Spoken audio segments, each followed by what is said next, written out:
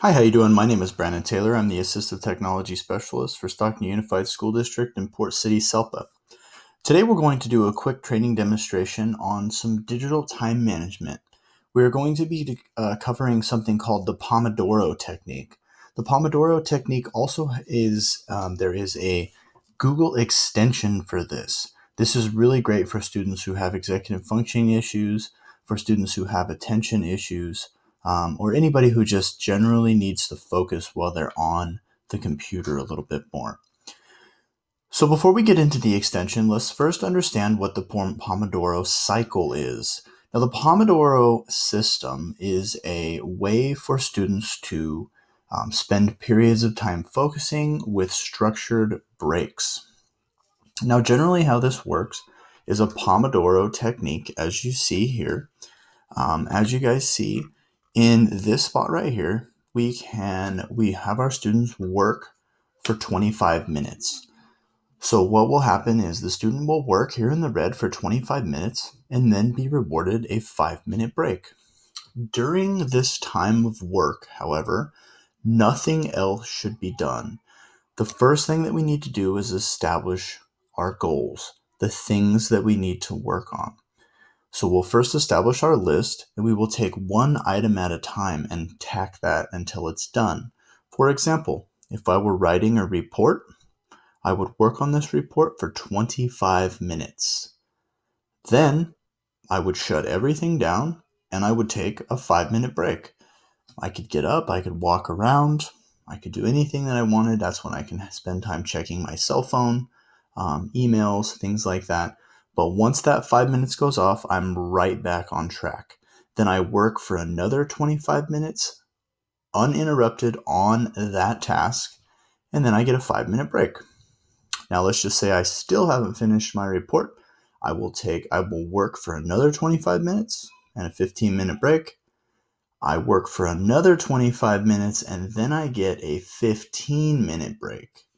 So you have 25 minutes of work, 5 minutes of rest. 25 minutes of work, 5 minutes rest. 25 work, 25 rest. 25 work, 15 rest. Okay? And those are how Pomodoro cycles work. Statistically speaking, it is a really great way to get students and adults to stay on task. So how in the world do we access this? Okay, how do we get this on our computers and how will we show our students to do it? Okay, so we're going to go to the Chrome store. Okay, you can just type in Chrome store right into your browser. That's going to take me to the Chrome store. Now, what we're looking for is extensions. And the extension that we're looking for is called a Pomodoro. Okay, Pomodoro. Just type that in. It stands for tomato in Italian. Okay, so what we're going to do is we're going to add to Chrome. Now there's two different products here, and the one that I like is this one called Marinara Pomodoro Assistant. So we're going to add that to Chrome, and there it is. It's living up in the right-hand corner. Now, how do we use the Pomodoro timer? The Pomodoro timer is very basic. If you notice that it's grayed out right here, okay, so what we would train our students to do is when it's time to work, okay, let's go ahead and open this first. Let's go to options and let's see what we can do. Now our focus time is set to be 25 minutes. Now if you wanted to scale that, just to say you were dealing with some younger students, 2nd, 3rd grade, 4th grade maybe, and 25 minutes is going to be a stretch to have an uninterrupted time of work. We can scale that up and down, okay, but we'll stick to the traditional 25 minutes. Now I can also do things like have a noise play in the background. Okay. So if you guys can hear that, it's just a basic clock. One of the other things that I think is really cool is if you have students that are really distractible, we can do things like white noise. So it's just basic white noise, okay? It's just having a little bit of sound in the background. Now, essentially, we can do the same thing when the Pomodoro is complete or the work cycle is complete. We can do things like, let's try this one. Class ping, okay? Very basic. very basic sounds.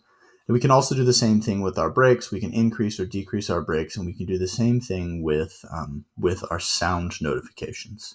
Now for our long break, we can set this, okay, like I said, every fourth break is a 15-minute break. We can change that a little bit depending on the needs of our students and their preferences. Again, we can adjust the sound and notifications as well. Now, what does this look like when we go ahead and fire it up? Okay, when we go ahead and fire it up, notice how the Pomodoro, the tomato is gray right now. And there it goes. So if you can hear, I have white noise playing in the background, and you'll see the 25-minute timer counting down in the right-hand corner. Now, as that finishes and as that comes down to 0, it will give me an audible noise. It will ding or ping or whatever I want it to be set to, and it will signal a 5-minute break. Now, at that time, that 25-minute red tomato will turn green. And during that time of green, that means that I am in a rest cycle for 5 minutes. It will give an audible ping or a beep, and then it lets the student know to come back to their work. So again, this is a very simple way to keep students on track, very simple way to have our students focus in as we start to experience students that may have some attention issues, particularly with digital distraction. I hope this was helpful to you. If you found this helpful, please pass it along to a friend or colleague. It's very important that we share information, and it's very difficult sometimes to know where that information needs to be spread. So please share this with your friends and colleagues. And if this is of help to you, feel free to ask any questions that you might have. Again, my name is Brandon Taylor. I'm the Assistive Technology Specialist, and I'm here to answer any questions. I look forward to our next training together. Thank you.